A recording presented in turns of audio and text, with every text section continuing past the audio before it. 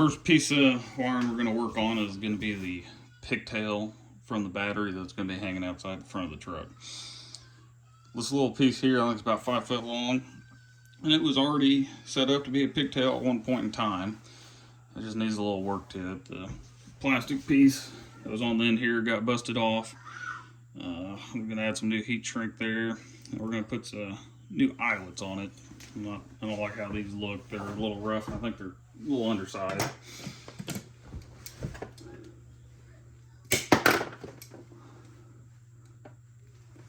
I don't know what gauge wire this is, but I do know it's OFC, so it's 100% copper.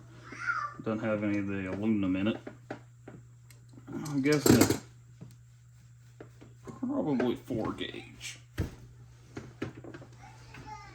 Got a 4 gauge eyelet there that seems to fit it pretty well. I got my crimping tools. I'm gonna turn it and set it to 4 gauge.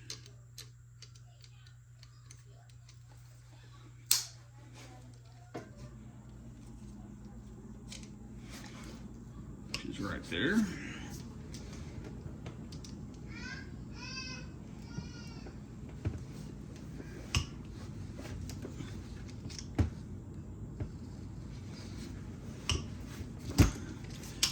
I normally crimp it twice. I try to do one a little further up and one a little further back.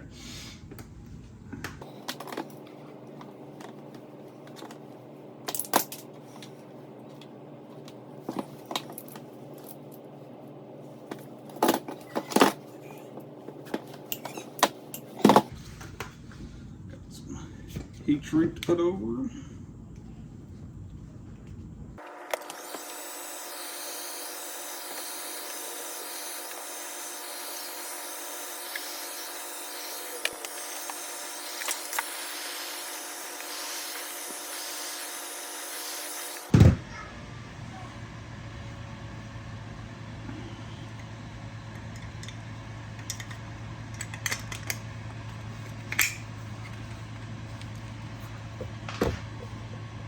Okay, well, that piece is pretty well done and ready to go.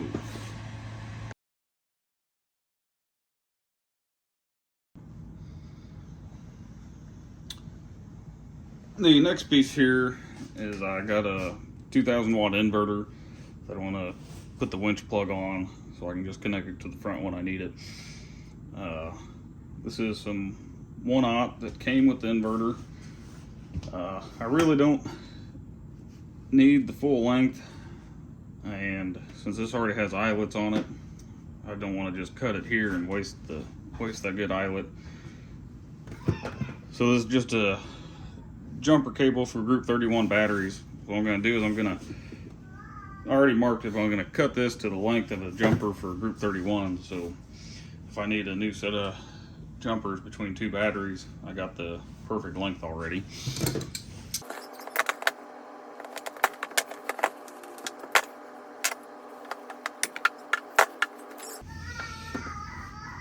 Now this stuff here is the copper clad aluminum, but I believe it will work just fine for being just a short run.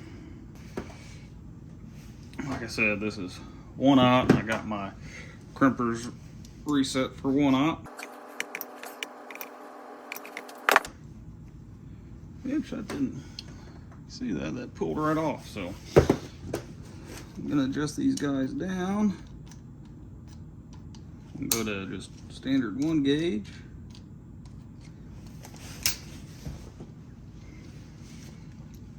And we'll recrimp it. And that's a lot better. I could feel it in the tool that it actually put a good crimp on it then.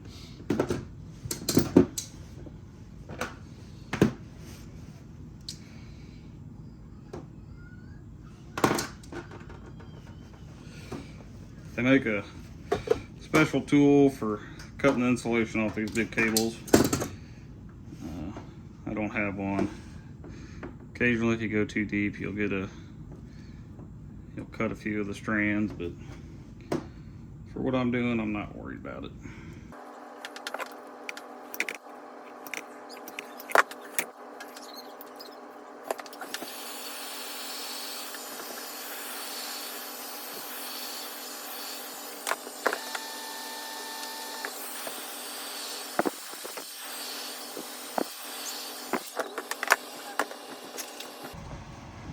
If you never use these before, they're marked which side is positive and negative.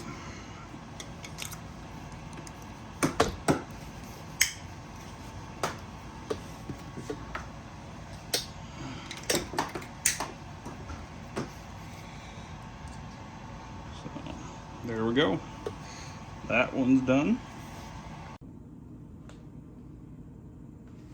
Alright, all we're going to do here is we're going to connect our little pigtail to our inverter.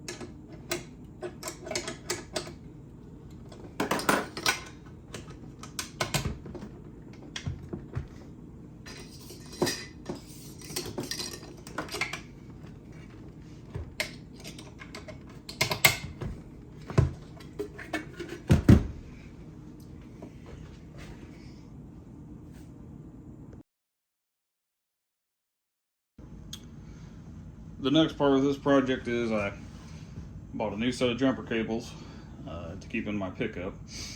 Now these are, I think, the biggest set Harbor Freight sells. They're 1/0, they are copper clad aluminum, and they're 30 feet long.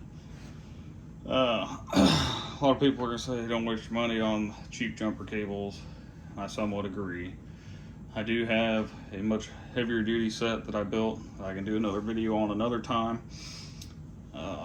This set is primarily going to be used for jump starting other vehicles. I'm not going to be trying to jump start diesels and stuff like that. If I need to do that, I got my heavy duty set, which I built out of 4/0 OFC copper welding cable, and they're 25 foot long, and they got welding connections on them instead of the little winch plugs. But for just keeping them in my pickup truck, this is gonna suit me fine. So I'm just gonna cut probably about 3 feet off one end. That way, if in the future I can add another winch plug, and I could make it have cable clamps on each end if I wanted to. For now, I'm just gonna set those off to the side, put a winch plug on the one end, and that'll plug into the pigtail off the front of the truck.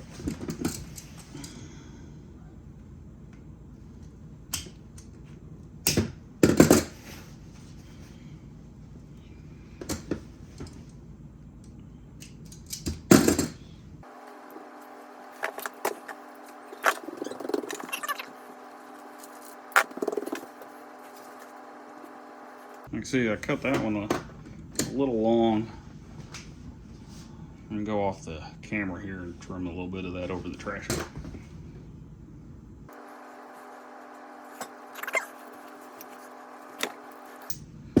Afraid of that.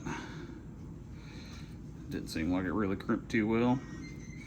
So we're gonna, that's still set on the 1 gauge. And I might have misspoken. This is not a 1/0 set. This is a 1 gauge. The wire size Harbor Freight says. We're going to take my down to 2 gauge.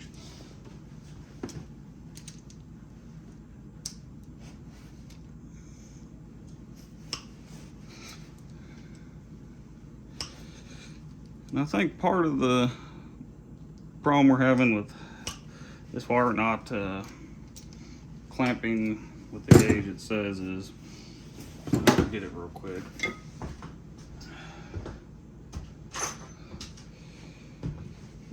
these are connectors off Amazon. They're not true Andersons.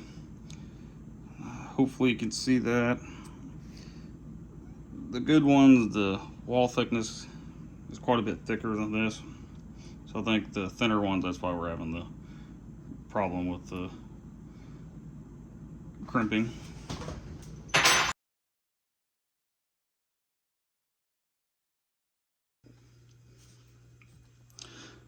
So these turned out a lot better, and this was the connector that I showed you had a thicker wall on it. Actually, when I re-crimped it, I did have to change the jaws all the way back up to the 1 gauge. We had it on 4 to do these. It was still a little loose. I tried 2 and I couldn't even get to crimp, so I had to go back to the 1 for the appropriate size. Alright, this is the one end that I cut off of the other set of jumper cables, put the winch plug on. I'm gonna go ahead and I'm just gonna add another winch plug to this little set, so if I need to have a traditional set of jumper cables, all I gotta do is plug this in.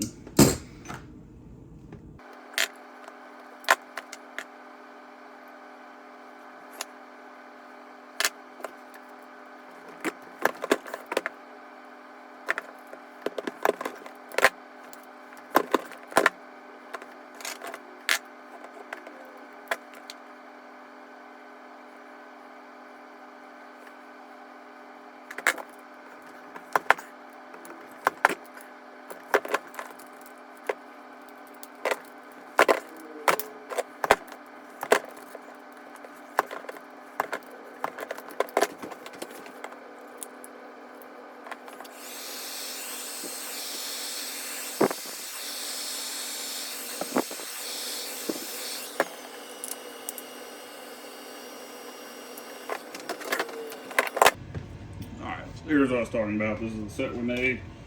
Now all we gotta do is plug it back in. Now we've got a regular set of jumper cables again.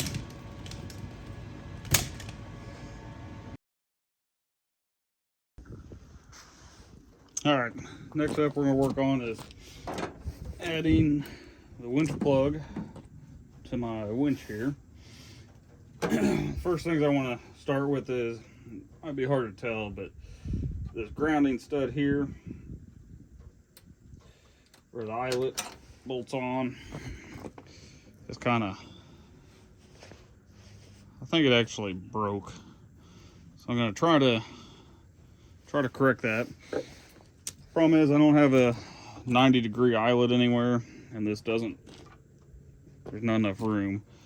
So what I'm going to try to do is put this in a vise and heat it up and try to bend it.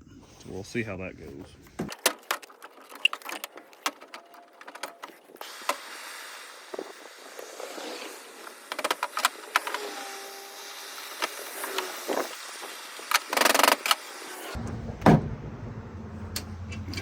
Let that cool down.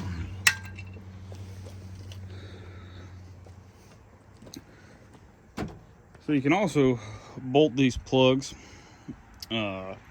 stationary. So what I'm thinking about doing is at least getting the plug probably somewhere like there.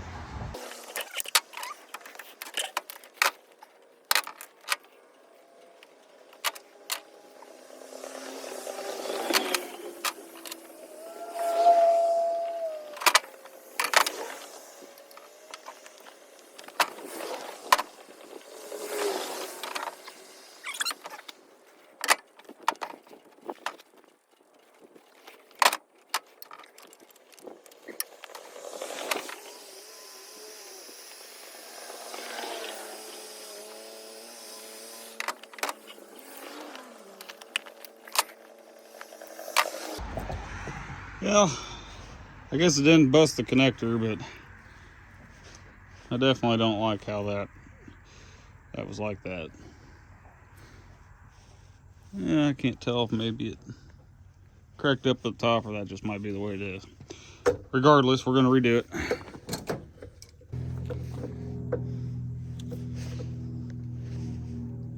That's how that turned out. Of course, they make, you know, actual 90-degree connectors. I just don't have any here, so we improvise a little bit.